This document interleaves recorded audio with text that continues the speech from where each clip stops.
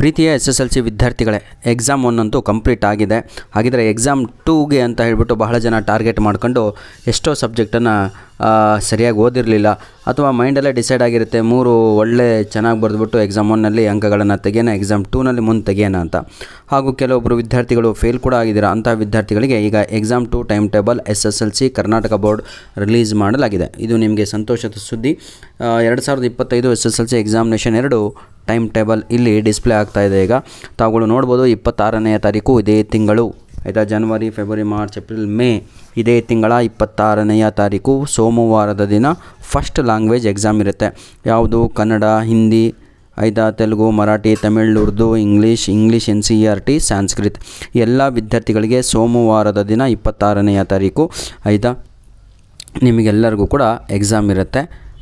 ಇನ್ನೊಂದು ಏನು, ಇದರಲ್ಲಿ ಸಬ್ಜೆಕ್ಟ್ ಕೋಡ್ ಕೂಡ ಎಲ್ಲ ಹಾಕಿದ್ದಾರೆ. ಯಾರಿಗೆಲ್ಲ ಡೌಟ್ ಇದೆ ಅಲ್ಲಿ ನೋಡಿಕೊಳ್ಬೋದು. ಕೋರ್ ಸಬ್ಜೆಕ್ಟನ್ನು ನೋಡೋದಾದರೆ 27ನೇ ತಾರೀಕು 5/2025 ಕೋರ್ ಸಬ್ಜೆಕ್ಟ್ ಮ್ಯಾಥ್ಸು ಹಾಗೂ ಒಂದು ಸೋಷಿಯಾಲಜಿ ಇದೆ. ಸೋಷಿಯಾಲಜಿ ಸ್ಟಾರ್ ಮಾರ್ಕ್ ಹಾಕಿಬಿಟ್ಟು ಇಲ್ಲಿ 95 ಅಂತ ಬರೆದಿದೆ. ಅಂದರೆ ಕೋಡ್ ಅದು ಯಾವ ಸೋಷಿಯಾಲಜಿ ಅಂತ ನೋಡ್ಕೊಳ್ಳಿ. ಯಾಕಂದರೆ ಸ್ಟೇಟ್ ಬೋರ್ಡಲ್ಲಿ ಸೋಷಿಯಲ್ ಸೈನ್ಸ್ ಅಂತ ಸಬ್ಜೆಕ್ಟ್ ಇರುತ್ತೆ, ಹೌದಲ್ವಾ? ಯಾವುದು ಅಂತ ಕನ್ಫರ್ಮ್ ಮಾಡ್ಕೋಬೇಕು.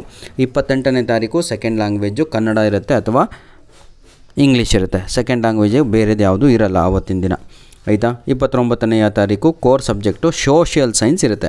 ಸೋಷಿಯಲ್ ಸೈನ್ಸ್ ಅಂದರೆ ಅರ್ಥ ಆಯ್ತಲ್ವ ಎಲ್ಲರಿಗೂ ಕೂಡ ಆಯಿತಾ. ಕಾಮನ್ ಆಗಿ ಇದರ ಕೋಡು 85 ಆಯಿತಾ. ಇದು ನಮ್ಮ ಸ್ಟೇಟ್ ವಿದ್ಯಾರ್ಥಿಗಳ ಕೋಡು. ಇದು ಸೋಷಿಯಲ್ ಸೈನ್ಸ್ ಎಕ್ಸಾಮ್ ಯಾವತ್ತು? ಗುರುವಾರ 29ಗೆ. ಥರ್ಡ್ ಲ್ಯಾಂಗ್ವೇಜ್ ಬಂದು ಹಿಂದಿ, ಕನ್ನಡ, ಇಂಗ್ಲೀಷ್, ಅರೇಬಿಕ್, ಉರ್ದು, ಸಂಸ್ಕೃತ, ಕೊಂಕಣಿ, ತುಳು ಈ ರೀತಿಯಾಗಿ ಎಲ್ಲ ಇದೆ ಆಯಿತಾ.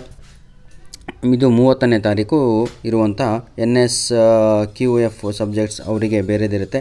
ನಂತರದಲ್ಲಿ ಕೋರ್ ಸಬ್ಜೆಕ್ಟ್ಗಳು science, political science, Hindustani, Carnatic music ಇವೆಲ್ಲ ಶನಿವಾರ 31ನೇ ತಾರೀಕು ಕಂಟಿನ್ಯೂಯಸ್ಸು.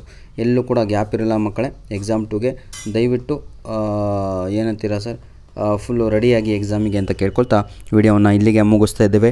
ಏನಾದರೂ ಡೌಟ್ ಇದ್ದಲ್ಲಿ ದಯವಿಟ್ಟು ನಿಮ್ಮ ಶಾಲೆಗಳಿಗೆ ಹೋಗಿಬಿಟ್ಟು ಸಂಪೂರ್ಣವಾದ ಮಾಹಿತಿಯನ್ನು ತಾವುಗಳು ಅವ್ರ ಹತ್ರ ಪಡೆದುಕೊಳ್ಳಬಹುದಾಗಿದೆ ಆಯಿತಾ.